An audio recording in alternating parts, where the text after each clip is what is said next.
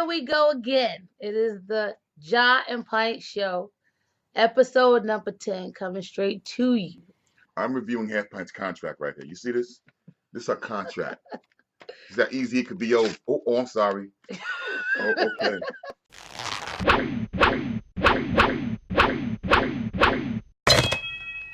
All right, let's continue. His contract is written in crayon, invisible Right. crayon at that. Okay. Okay. So here we go into the first video, and that happens to be ODB from the Wu-Tang Clan. Oh my goodness. I just have to get medicated to watch this cat.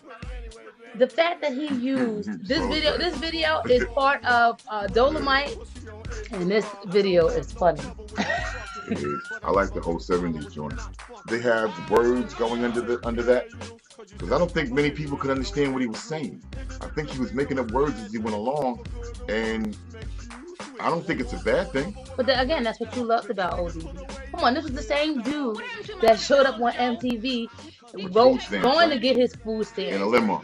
Exactly. And then showed up at the Grammy Awards, went up on the stage, and said, toe up, twisted, love the kids. Toe up, twisted, and then got escorted out the back door. He wasn't afraid to be who he was. Absolutely. And in a world where a lot of people are afraid, scared to death to be who they are. And listen, production, if Half Pint raises her voice again in here, can we get security? A little closer? He knock you out on this webcam. Right. What we got next? And that would be Eminem. And my name is Slim Shady. I think people at first didn't get it because it was so different. And here you have this white rapper coming out who's not afraid to disrespect his own self. Not even disrespect himself, to expose himself. He also had lyrical prowess. He also had a flow, he had a style, and he wasn't afraid to stay in his lane, to create a lane. I think he looks at the world, and I think he looks at the world, and he realizes that this whole thing, this whole big conglomerate, this whole planet is full of shit. So he does what he wants to do, and he's laughing at the world.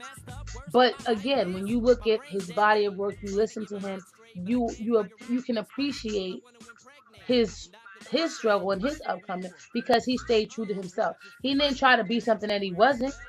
I really wasn't feeling that video, but I had a lot of respect for the cat because I looked at him and I'm like, yo, that little white kid he got it. I don't remember a lot of his quotes, but there's one that stands out in my brain. If I was a black artist, I would not have sold a fraction of what I've been selling. I sell what I'm selling largely because I'm white. And that tore him up when they heard that. And the whole thing is, you know what? He's got too much power, but he has power. He's got his own record label. It's too late now. He can do what he wants to do. Absolutely. But he also realizes that you got freedom of speech, but watch what you say.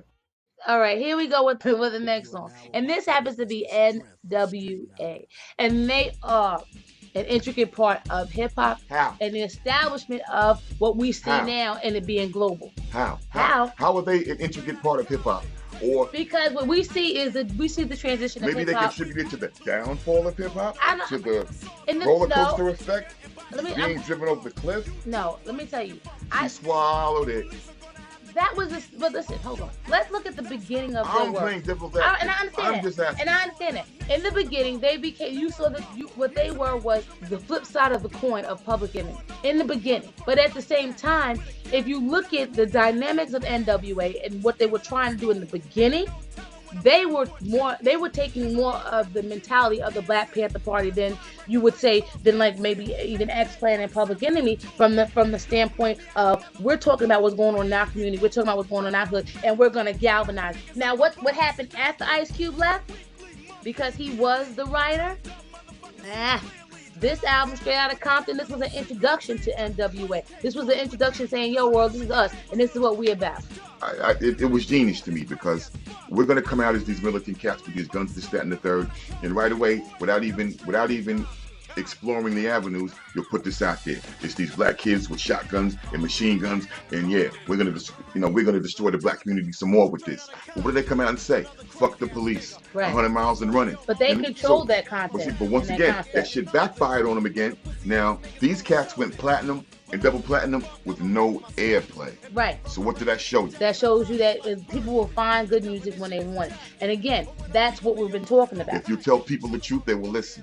I'm Jah. And I'm Half Pint. And thank you for tuning in to another edition of the Jah Pint Show. Peace. Peace.